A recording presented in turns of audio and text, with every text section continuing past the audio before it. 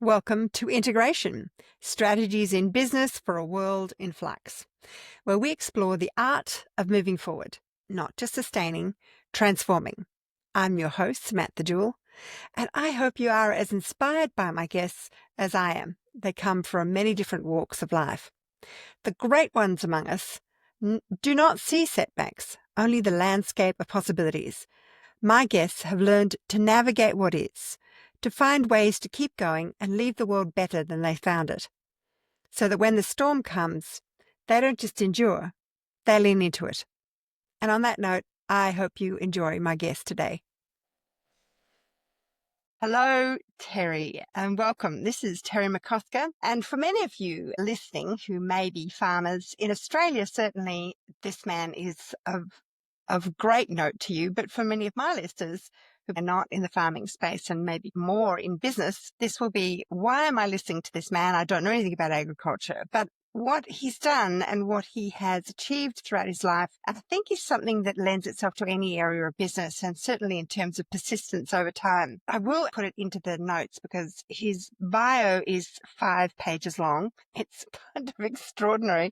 And I was trying to pick out, what will I say about Terry that's significant? So I'm going to just say some of the top things that I kind of got out of it, apart from that he's got an award that's an Order of Australia medal, is an OAM, is fairly rarely given out, and an honorary doctor of agribusiness from the University in Queensland, which is also, I think, a first, if not the only that I've heard of, someone not going through that, but also that he has been published since he was 19. He's now done 40 peer-reviewed published papers in 8 different disciplines. That's just kind of extraordinary all by itself. He's a commercial pilot. He's done a Churchill Fellowship. And, he's one of the first people to start this holistic landscape space under a study back in 1978. So he's not new to this area. He's been doing it for a long, long time. He's worked in Africa. He's worked all over the world. I suppose the bit that I find really wonderful is that he's trying to integrate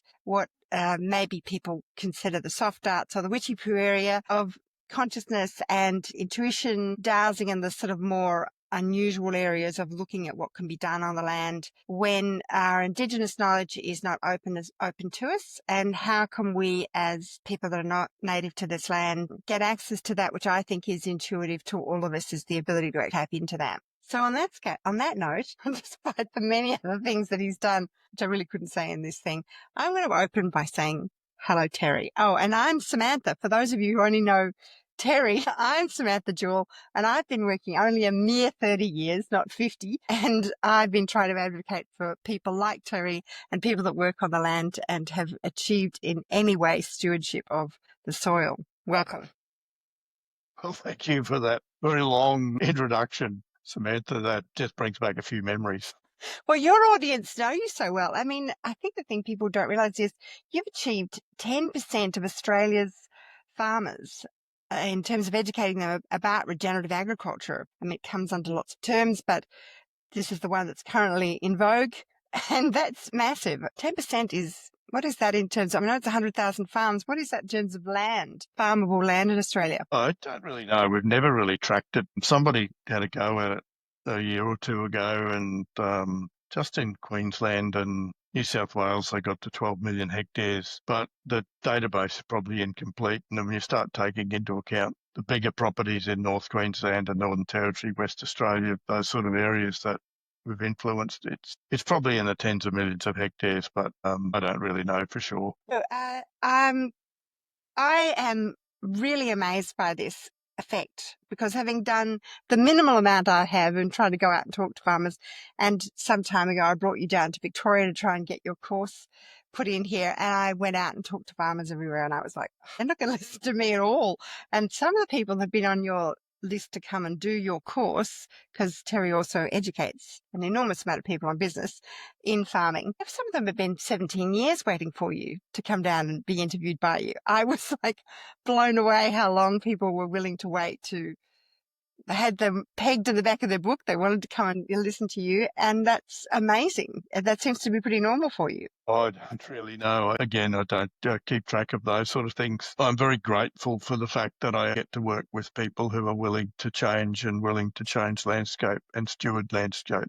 And I think I'm in a very, very privileged position in that I get to influence a lot of people positively and change a lot of lives. And that's just an absolute privilege. And I guess that's it's a change in lives and a change in landscape that keeps me going and that motivates me. And I think that's not about any accolades or anything else. It's getting out there and making changes. And I've been, as I say, in a very privileged position to be able to contribute to that. I would say it's a little bit more than privilege. In one of your podcasts that I was listening to, when you went broke and then you were working towards making a whole lot of money, and you made this critical decision that you would keep congruency between your values of what was you and what you were trying to do. And you made the decision you'd only work with people that were ready to listen or want to listen, rather than trying to convince people to change otherwise. That is a major thing that you did. And it's the one I'd like to do a little bit more deep diving into, in terms of how you came about to have that, come across that decision, and how and what influenced you with it. Well, I think I got wrapped up in the 80s hype about making money. That was in the days of Bond and all of these people. That was a focus of the 80s, was on making money. And I'd come out of a really, really good job in the mid 80s. And the world was sort of my oyster, and I had to decide, well, where do I go from here and what do I do? And I thought, well, making money would be the thing to do. And so I poured myself into that. And the more I poured myself into that, the worse off I got. And then I got to the point within about 5 years where there was nothing left. The equity and the capital that I did have had turned into more debt, and I had a negative net worth. But the most important thing was I still had my family. I've got 3 beautiful girls and my wife, Pam, who stuck with me through those really tough times. And at one stage, my family was on the dole. They were on welfare because I couldn't feed them. And that's, you know, you don't feel very good when you're in that sort of place, when you can't feed your family. And so I made a complete shift from what I had been doing, and it was to do with going back to ecosystems and going back to land. In the mid-80s, I had a discovery that I had been degrading land on a large scale in the Northern Territory unknowingly, and nobody could tell. Holistic thing that you were doing, that you did a large scale, you integrating it. An extremely large privately funded research project on a cattle station, and basically I was told to fix it. Like, whatever needed to be done, we did. And there was 4 of us full-time scientists on this property, and we had collaboration with departments of agriculture in Queensland, Northern Territory, West Australia, several CSIRO divisions, several universities helping us. It was an amazing collaborative experience. And what I learned through that process was to focus on systems and to understand systems. But what I had realised towards the end of that, and I had the data to prove it, is that the perennial grasses and the desirable perennial grasses in my landscape at a very, very low stocking rate, like I'm talking a beast to 13 hectares, was going backwards. The landscape was going backwards. And I picked that up within about 4 years. And so that sort of goes against the whole viewpoint of people trying to take animals off the land. It's kind of highlighting why that doesn't work. Well, even at very, very low stocking rates, it still doesn't work. And I didn't know why. I brought lots of people onto the property. I'd drive them around. I'd show them what was happening. I'd show them the data, and I'd say, why? And generally the answer I got back was, that's just normal. That's what just happens. And I knew in my gut that that's not what should happen, but I had no idea why. So I had a really bad gut feel that I carried with me for quite a long time. So at this point, you'd say the decision to make a change was not to do with anything external. It was totally within you. There was an intuitive feeling within you that there was something more that you hadn't found yet. Yes, but I sort of felt by 89 I was being exposed to the right ideas, but I didn't understand them. And so I met Stan Parsons in 89, brought him back to Australia in late 89, and we did our first Grazing for Profit school in March 1990. And I still didn't get properly the impact of grazing management on these plants. And the reason is that I was deeply buried in an old paradigm. And it took me a couple of years to be able to switch my head into a new paradigm. And so I really, I fully understand why it takes people, why it's difficult for people to shift paradigms. And that's what I had to do. And I had to shift that paradigm. And in the end, the way I did that was I was very fortunate to get a Churchill Fellowship, and I went overseas and I went everywhere where Parsons and Savory had ever been. And that convinced me fairly quickly that they were right and the science was wrong. And then there was so much evidence of that as I visited farm after farm after farm on two continents. And so I then came back to Australia, and then that's because I'd had massive opposition to starting to talk about rest in pastures, incredible opposition, and I was threatened to be run out of business because of it. And so I had to decide how was I going to handle that. And so that was when I made the decision. I can still remember where I was. I was sitting in Harare in a hotel waiting for the flight back to Sydney in, I think there was 91. And I had to decide how will I go forward. And I decided that from then on, I will talk to people who are willing to listen, and I will not ever try to convince people again that are not ready to listen. And so in something I listened to, there you were actually attacked quite extensively by the people that were opposing you. And throughout of that, how did you manage to remain ebullient and continue on with that? And I know you speak a lot about your wife supporting you, which is wonderful, but how did you personally remain strong through it? Because I knew the truth, and because I had gone to the trouble, if you like, of spending 3 months overseas, going everywhere and looking for failures, finding failures, looking for successes and finding successes, talking to many, many people, but principally talking to land managers rather than scientists. And I knew the truth when I came back to Australia. So it wasn't actually hard to, well, in a sense, from a business sense, it was hard, but from a personal internal view, it wasn't hard at all, because there was the truth, and there was what other people perceived. And that's what carried me through, and it has ever since. Because even today, with what we're doing with soil carbon, we're up against the same academic opposition. Still, even now, even 50 years now, later. even God, now, Terry, it's terrible. I thought it was just, a couple of Melbourne University academics here trying to hold on to their jobs, but it's up there as well, is it? Yeah, it's everywhere. But again, it's not within the context in which we're working, and it's not with the same tools at which we're working, and it's not at the same scale at which we're working. And they're not seeing the landscape shift that we're seeing, or the human shift that we're seeing. So again, I understand why people want to stick to their paradigms, but we're just breaking paradigms. So I think that's one of the things I was put here to do, was go and bust a few paradigms at a community level. And you've got internal deal. That's what we're talking about here.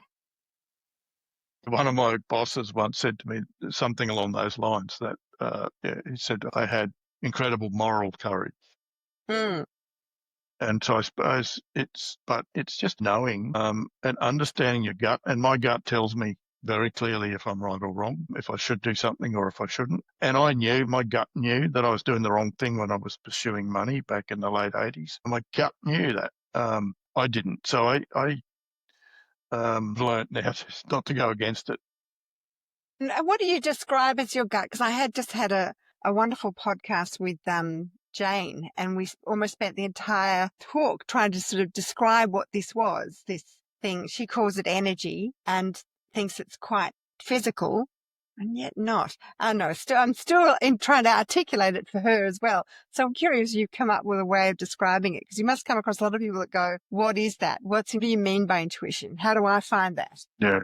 I suppose I describe it in looking at the fact that we have three minds. We have a conscious mind, which is only about 3 to 4% of our mind's capacity. We have a subconscious mind, which is massive in its capacity, and that's the other sort of 96, 97% of the capacity of our mind. And then there is a superconscious mind, and that's the connection to all knowledge. And I understand that I guess I have intuition about things that I know hasn't come from me. It's coming from somewhere else. From that superconsciousness that you're tapping into. I'm sure it's the superconscious. It's definitely the subconscious, because for all of us, our subconscious knows a lot more than we do, because it's orders of magnitude more powerful. And I think the other misconception that people have is that our mind is inside our brain. Hmm. That our brain is our brain, but our mind is completely different to our brain. And our mind is much more significant. And I've done exercises where I can extend my mind out to certain distances. I can pull it back in. I can sort of extend it. So, for example, when I'm teaching, I extend my mind out to include the entire classroom so that the classroom is learning subconsciously.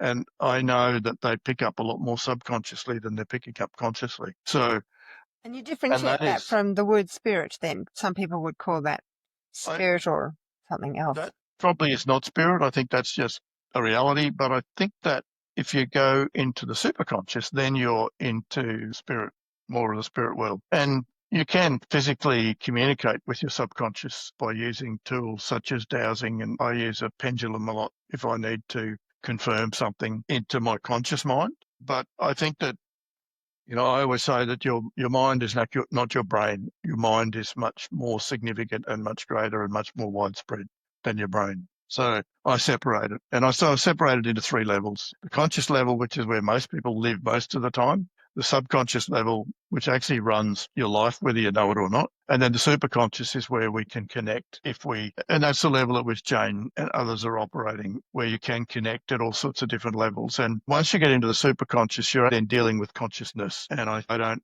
understand, I can't define consciousness because I've listened to lots of people who are very high level scientists and very high level thinkers, and they're still struggling to define consciousness. But the latest that I've been coming across is that we all stem and that everything that we are and do stems from consciousness. Hmm. And so do you use that, like when you say you wait for people to be ready to listen to you. So when you come into a situation with people where you feel they want to know, but they can't get past their own blocks that prevent them from knowing or being able to assimilate the information, yet there's a willingness. What do you do to work on to help them at that point? That's a process there. So what we do is we run the grazing for profit, or the farming and grazing for profit school. And that's a 7-day, very, very intensive program. And what that is designed to do is actually blow people's minds open. And we introduce them to the concept of paradigms. We start talking about the mind, the subconscious, how the mind operates, and as well as all the practical stuff around farming. But it's integrated. And it's a process, not a course. And through that process, people's consciousness lifts and their ability to deal with their paradigms changes. And it's not to say that all their paradigms are going to be busted in one go, but at least some are. And then once you learn that you can bust paradigms and move into a different state, it becomes easier to do it again and again. Do you think that the fact that they're in a group and they're getting validation from others having that change is part of the work? I mean, you speak about some point about your um, Executive link having that effect by the group coming together, and where they couldn't get that change at home, they could get it in a group. So do you think that's one of the critical parts of it? It certainly is. What you can do with education is that you can open people's minds up and you can begin to shift paradigms and you can give people knowledge. But knowledge by itself does not change a business or a landscape. Skills do. And it takes time and effort to convert knowledge into skills. Like, if you wanted to learn to play the piano and you'd never played it before, that takes a lot of practice to be able to play that thing over time. And so if you don't put that hard work into the practice to develop the skill, then you won't actually get the outcomes in your business, your family, or on your landscape. So what do you think is the thing that's stopping people from doing that? What do you find is the single barrier to that? And when you observe people trying and not doing it, is it laziness or fear or? It's a combination of lots and lots of things, but we can all find excuses, and whether those excuses are laziness, whether it's we're too busy, whether it's we don't have the money, we don't have the time, all of these things are excuses that we can all put up for ourselves. We all do it all the time. I still do it on all sorts of things. So, and I know I'm doing it, but you just can't stop yourself because we're programmed, and we're programmed from very early on to deal in a certain way. And one of the reasons that change is very hard for all of us and learning new skills is hard is that when we're learning something new, the brain does it in the frontal cortex. And that takes an enormous amount of energy for the brain. And the brain says, look, I don't really want to put all this energy into learning these new things. It's hard. And you've got to force it to. But what happens is that as you develop a skill, those skills then become unconscious skills. So the brain shifts those skills to a different part of the brain and uses a fraction of the energy to be able to do that. So if I was playing the piano, initially you're playing the piano, it does your head in, right? There's too many keys and not enough fingers, and you Maybe try to driving a move your car is a better analogy. Not everybody's on piano. but whatever it is, like it's driving a car or playing a guitar or learning to read, anything at all is a new skill. And that takes a lot of energy in the frontal cortex. And eventually the brain, once it becomes like what you would call second nature, the brain shifts it. Like it has shifted then. Habit. And it doesn't use much energy to do what it was taking a lot of energy to do before. That's just the physiology of change. So it's a tricky thing. We all face it, and, Well, every day. in terms of your handling of farmers, 10% is an enormous number of people that you've been speaking to. Do you find that pretty universally you can get that that idea of making it into a habit across the line, and so they will try and start doing that, or is it harder than that? I just don't know your exposure to it. It's their choice. People have got to choose whether to put that hard work in or not, because it is hard work to shift, to learn, for example, just to go in and start changing your chart of accounts in your business, start looking at your business in terms of management accounting instead of taxation accounting, starting to understand your gross margins and what makes you profit and what's losing you money, et cetera, et cetera. Most of us don't want to know those things. So we're just happy to sail along and hopefully we've got enough money in the bank at the end of the year. So it takes commitment to go through that and come out the other side and realize, no, this was a lot easier than I thought. And now I enjoy it because it's so easy, but it was hard. I find it amazing how many people in the farming industry, I've always thought that would be really critical to them, is knowing, how much their inputs cost and how much, and a lot of them don't even look at it. They just, I'm like, what? Having come from restaurant business where we look at every little detail, I'm like, wow, they don't know their inputs in and out. It's pretty obvious, but fascinating. Yeah, that's correct. Yeah. And sometimes they know the inputs, but they're not well related to the outputs. And so, a lot of business people and most people, rural people, just watch the cash. If there's cash in the bank, we're doing okay. If no cash in the bank, well, we need to cut back on expenditure or earn some more income. It's as simple as that. So do you find, when you're communicating it to them, do you find that talking about that bottom line is the sort of like the end point for them, or is it other areas? Is it more spiritual or general areas, or what is the greatest thing that you think gets them motivated? I think it's the thing that really turns people on is seeing they shift ecologically in their landscape, finding more birds turn up, finding lizards that they hadn't seen before, finding grasses and plants turning up that they hadn't seen before, observing their livestock. And I love that you're talking about the ecological rewards, because I think that people forget or have this perception that farmers don't care about the land and don't care about their animals because, well, they kill them at the end of the day. And it's hard to get across that concept that actually the land is the most important thing to them. The land and their animals and their plants are all massively important. So it's wonderful to hear you say that is the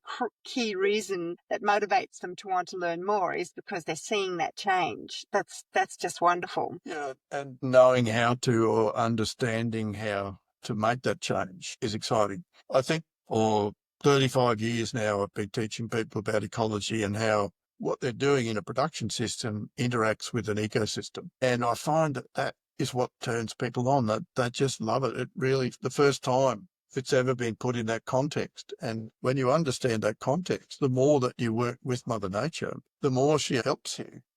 And the better your productivity is, the lower your costs are usually. So that's the paradigm shift, so that we think that. And the other thing that really is impacted, and I've come across this time and time and time again, is that human health is impacted. As you heal the land heals you. And is a very, very common theme. That's interesting because a lot of farmers live in really desolate areas from a food point of view, ironically. Like they might grow a crop or something and there's not a shop for miles to buy a diversity of food. So unless they're growing, and they may live in an area that doesn't have good, not a good vegetable grow zone for, for the diversity of things that we need. And yet you're saying that even with those conditions around on the land itself and fixing the land is healing them as well anyway. Yeah, so I think if you look at some of our farming systems that operate today, the farmer gets up in the morning and decides what he's got to kill that day.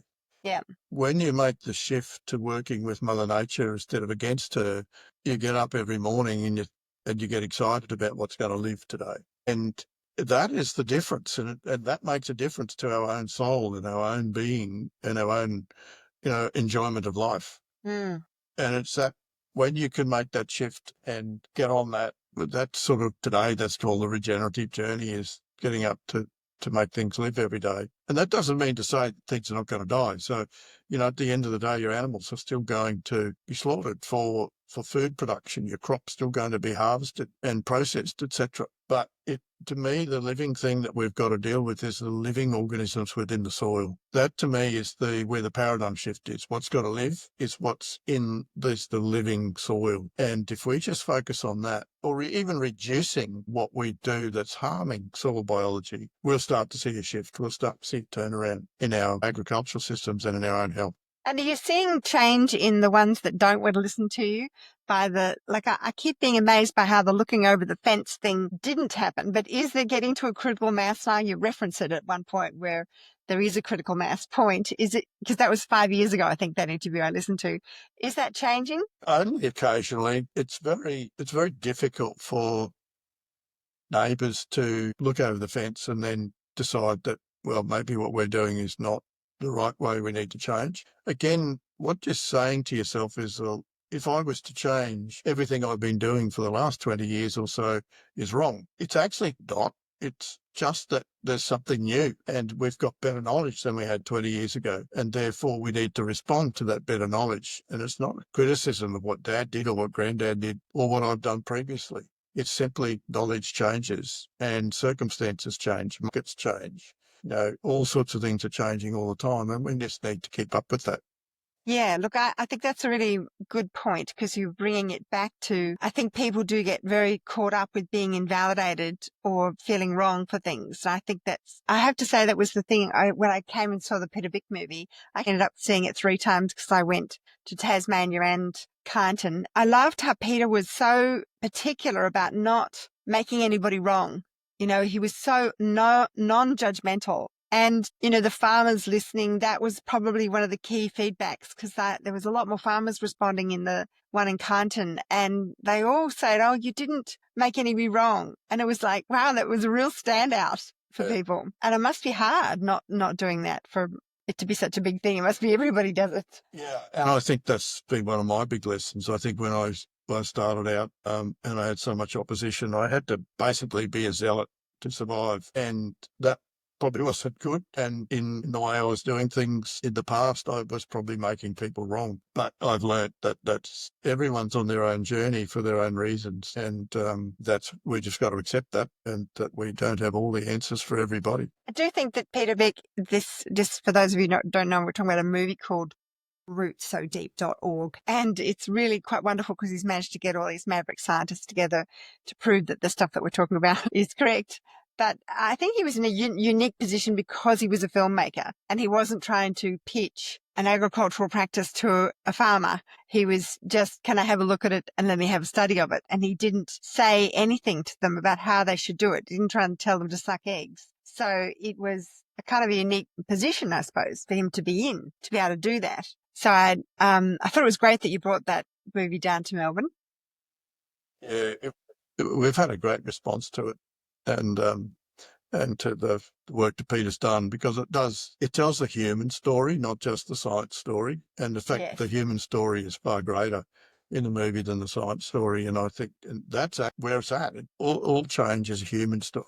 Absolutely. And I have to say my limited experience of walking on farms has been that whenever I encounter a farmer and his wife that are happy, the land is happy. it's like it's almost correlates. And if you walk up the drive and there's this distressed farmer, the land feels distressed. It's not just like you can see the land first and then see them, and you can almost know it's going to be that way. It's kind of fascinating that it's so correlates. And you would have that, I would imagine, much more than me. Yeah, no, it's absolutely right. And you can drive down the road and sometimes you see a farm and it just says, I'm sad. And you feel for it because the land has a consciousness as well. And, Yes. and we can work with that consciousness. So I think, yeah, it's responding to our thoughts in particular, because our thoughts are very, very powerful. Our emotions are even more powerful. So when we get emotional, either, positively emotional or negatively emotional about things, then we have an accelerated impact, if you like, on the consciousness around us. I think that's why, I certainly talking to Jane, that's why she used to just work with animals, and she now just works for people, because she said the animals taught her, but the people are really where it was all at, was helping them work out whatever they needed to work out, and then the land would change around them. But that's correct. People got to change first, and then they can change the land, or their change in attitude will change the land, which will then heal them even more. So it is a circular thing. And The more success you have in changing the landscape, the better your own health gets. Yeah.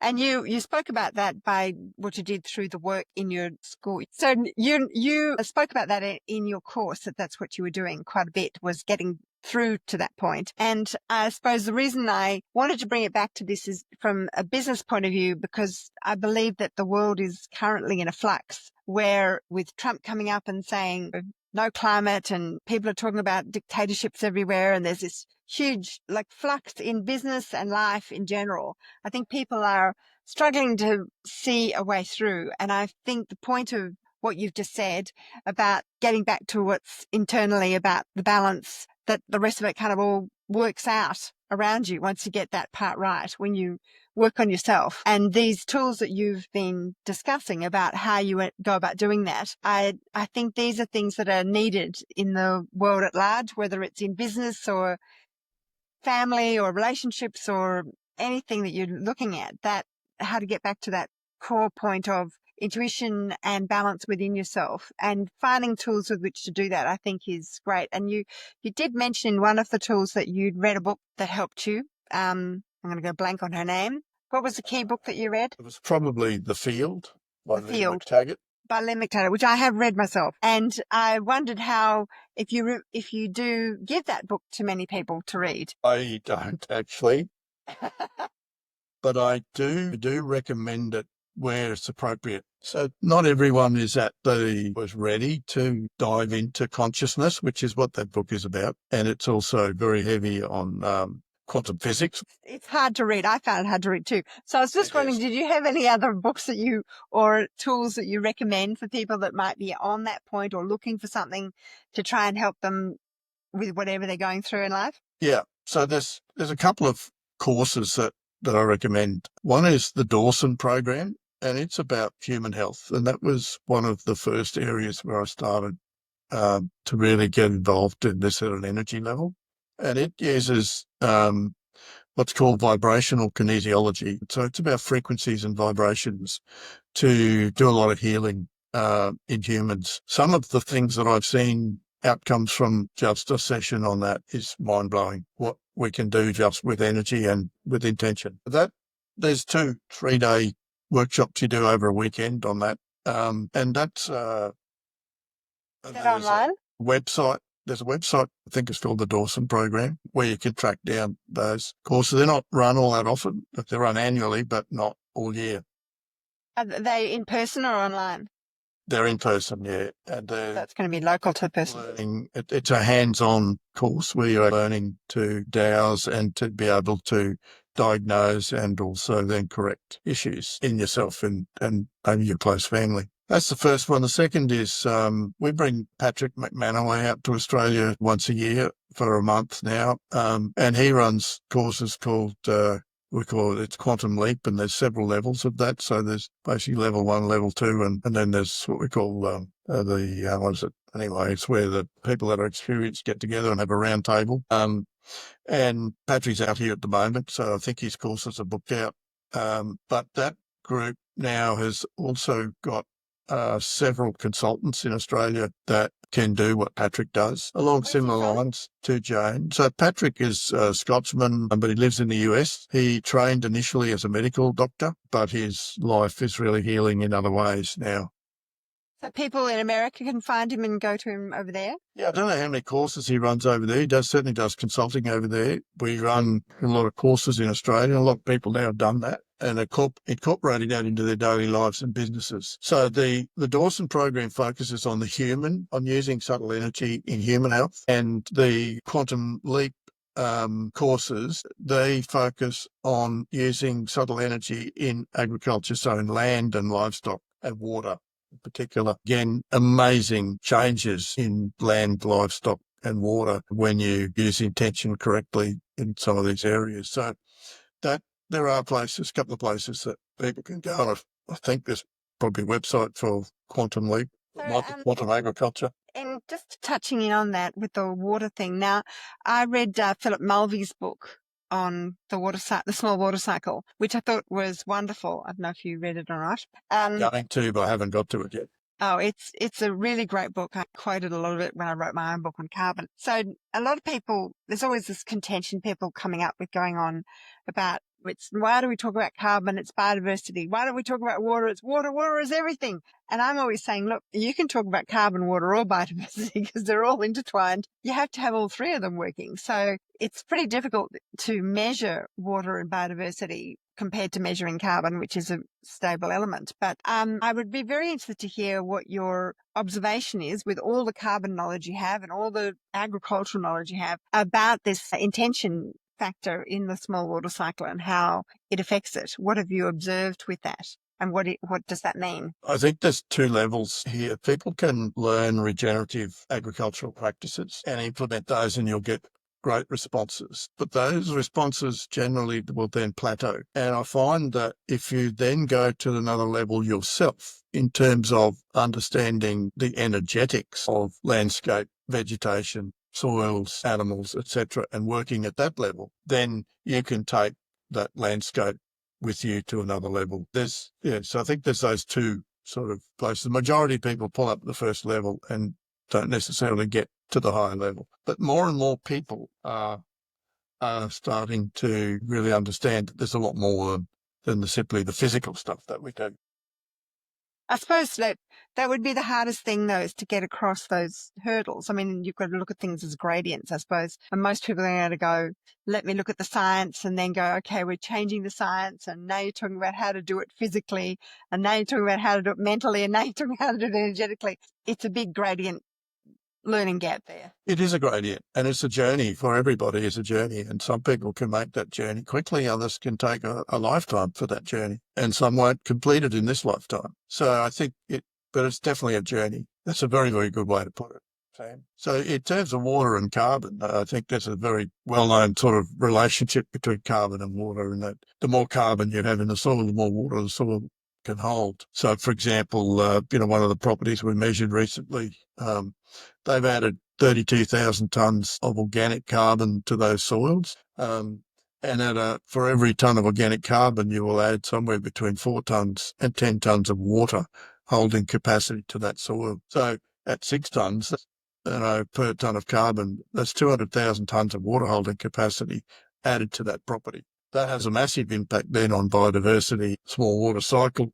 and productivity. Yeah, I think that people underestimate just what we're talking about here because they just think, well, the rain falls out of the sky. How many litres or tonnes is that? Who knows what that is? And really what we're saying is you've got two farms next to each other and one will be rich with biodiversity and birds and animals because the water's been able to penetrate the soil.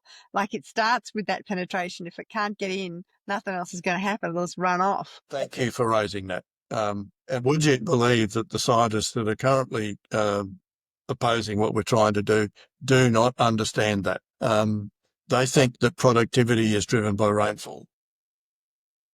No, it's driven by carbon. You know, and I know, and lots of other people know, that it's not how much rain that falls that's important. It's what you do and how much of that you use. So, if we're in a rangeland situation, in a degraded rangeland, we might get a 400 mil rain, but if it's degraded, we'll only effectively use 10% of that. That's 40 mils out of the 400 that falls. Amazing, isn't it? If we turn that around and manage that landscape and steward it back into health, it can use 75 to 80% of that rain that falls. So it's not how much rainfall, it's what you do with it and what the landscape can do with that rainfall once it falls. And a lot of our scientists just don't understand that because they measure rainfall and therefore that's what's got to influence things. Well, it's one of the reasons I like the Hegarty's land, because they've had some of their highest yield and highest protein years recently, with only 188 mils of rain in desert land, which they have, through energetics and regenerative agriculture, have made be highly productive. And even when presenting that data to the scientists, they wouldn't go out on the land and look at it. They just they wouldn't look. Nicole Masters was presenting it in a workshop I attended, and she said they just wouldn't look. And the scale and the graph is just off the wall, and they wouldn't go out and look at a scientific convention. She was amazed. They don't want to break their paradigm. They don't want to undo all their work. That's correct. And it's no different from us breaking paradigms. Scientists are the same. You know, they've got their careers invested in the science. They did their PhD in or their masters or what they learned at uni, and that's their truth. And if your career is based on a particular truth, it's very, very difficult for you to change. Is there any way in the science, I know nothing about the university system, but is there no room in the university system for a scientist to completely flip on their original statements and come up with new information? Absolutely not. They'll get slaughtered. They won't get funding. Like if you go against the existing paradigms, your funding dries up, you're ostracised. It's there's quite a lot of discussion online around that sort of stuff now, around what's happening in the universities, which used to be bastions of truth and discussion and, rigorous debate. In a lot of cases, that seems to have disappeared. You can't debate things as a truth, and if you step outside that, then you're in trouble. Is that because they used to be funded without needing to get a grant? They could just do whatever as a person searching truth within the university structure. They had money paid to them for just in employment, like a salary. So it was a different structure. I don't really know. I think some of them are still on salaries, but I don't know the reason for the shift, but it's certainly shifted in probably the last 40 to 50 years. Again, it's gradual. There's a journey that the universities are on. A journey to destroy themselves. Yeah, and hopefully they don't, because we actually need. Yeah, we do. We need them, but I think the way they're going, quite a lot of them are self-destructing, and eventually funding will dry up. And I think one of the things that is an outcome of this is that society today is very sceptical of science. And I was at a conference recently where a very eminent scientist and a professor and very well regarded in her own field was saying, we need to trust the science. And my question to her was, how do we know what science to trust? And she said, well, I know that because I trust the people that I read their papers and I read them deep enough to know whether it was done well or not, and so on. And then at the end, she said, very hard for you to know what to trust. Well, also because even in your statement, in your question, you're assuming that the basic premise of the information that they were doing their research on was correct. If it's based on an incorrect premise, then everything they're writing is wrong. It's like doing calculations with a held-down number on the calculator. It's just not going to come out with the right answer. So we do seem to be, well, what was it? I suppose you could say the world was flat until we realized it wasn't. How long did that take for us to realize? It took us a long time. So I suppose we're a ways off yet, going back to real science. Yeah, I mean, and I think it's a great analogy because you look at what happened to Copernicus. He was put in a tower and locked away for the rest of his life, basically, for saying that, that the Earth revolves around the sun and not the other way around, or whichever way around it was. And so, that's still happening to scientists today that step outside the norm, put in a tower necessarily, but kicked out. Well, that's why I'm admiring you and giving you, like an extra tip to you for having stood by your values when you made that decision to get that congruency between your values and what you were doing for money. Because we all have those moments where, we get access to money and it means we've got to let go of something else, whether it's family and work and time or those life balances and those life choices are really important. I remember one time I met with you and you said, I walk with my wife pretty much every night. And I thought, that's a really wonderful thing, because it means you're putting that in as one of your priorities, to not only for your health, but for your relationship with your wife, and spending time just being with her. And whether you talk or you don't, it's kind of irrelevant. That beingness thing is really important, particularly out in nature when you're walking around. Yeah, so we still walk together, but we do it in the mornings. We take the dog for a walk. She was busy today and didn't come for a walk with me, but we Generally. Yeah. And I think people underestimate how some of those very simple things that we sort of take for granted, like if you don't have a dog, maybe you don't walk all the time. But I have noticed that the people that do that regular taking time to just be in nature, it balances even the craziest minds that I've met. I've met some pretty crazy minds. That does, yeah. And it keeps something back in balance for them. Yeah, if I'm finding myself a little bit unbalanced, I'll just go outside, take my shoes off and just stand and earth myself. Yeah. But I love, after we go for a walk, I love just going into my veggie patch and just getting my hands in the soil and digging and planting and harvesting and so on. Getting some of those mycorrhizal fungi fumes back up into your body. Yeah.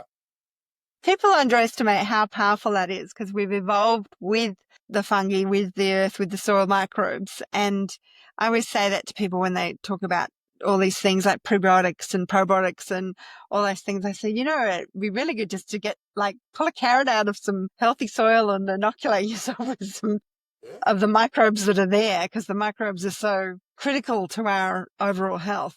And I think the pandemic was terrible for destroying our relationship to microbes, because we became so silly about it. Do you feel that you've had any way of sort of counteracting that in the circles that were particularly silly about it in Victoria? So I'm still aware of them walking around with masks.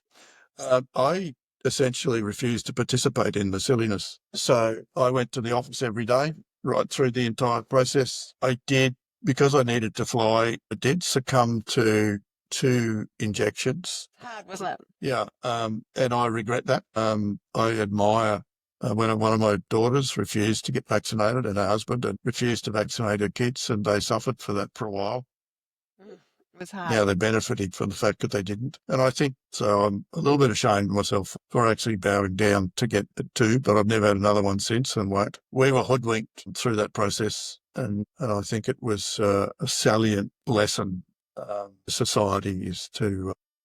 And it was I think it was a one of a kind, though, didn't you? I mean, to get the entire planet hoodwinked like that is a kind of an extraordinary moment in our collective history. It isn't, and it isn't. The science behind it was well known. And back in, I think it was the 60s in the US, there was a university that did some work on trust. And they found that if a person in a white coat, being a doctor or a scientist, told you to do something, regardless of what it was, and they set up experiments where they had people in a room next door and they had you with a dial in front of you, and you could dial up the electricity to hurt the person next door, depending on what you were told they were doing or what their responses were. And when you were told to do that, people that would consider themselves to be very normal, I think it was about 50% of them killed the person next door when they were basically told to dial this thing up by somebody in a white coat. And so that science was well known and effectively used by Fauci et al. During the pandemic. Do you not think it's eroded our trust in doctors now? Absolutely it has. I mean, the majority... there's a lot of good people out there who were so attacked. Absolutely, it's eroded it. It's eroded, again, it's further eroded our trust in science, and it has certainly eroded our trust in doctors. There's no doubt. But how has that helped a cause like whatever Fauci was trying to do? It helped the big pharma. There was a lot of people made a lot of money out of it, and that's what it was about. But not long term. I think more people are moving away from anything to do with it because of it. Yeah, that's the population. But the pharmaceutical companies made an absolute fortune. That was and still is to a degree. Because people are sick so long. Well, now you've got long COVID and you've now got vaccination damage. So you've got more people sick as a result of the vaccination. But anyway, those are my views on it.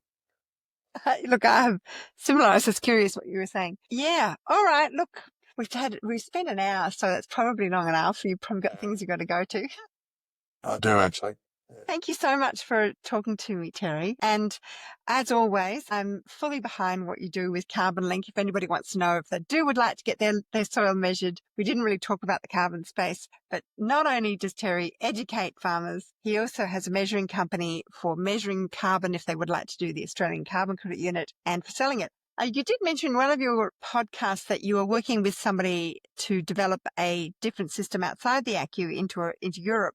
Did you manage to do that? No. So Europe is getting down the track now of starting to allow soil carbon credits, and that might happen in 26 or 27, or maybe 27, 28. So they're not ready, and there's no scheme there where we can do it unless it is voluntary. And there is a group in the UK doing some voluntary credits on soil, but we'll probably wait until it's sort of more ready, and we're more ready as well. Yeah. All right. Well, lovely talking to you again. Onwards and upwards. I'm sure we'll get there in the end. Thank you, Sam, and thank you for the research that you did and the great questions. Oh, thank you. Okay. Bye. Bye.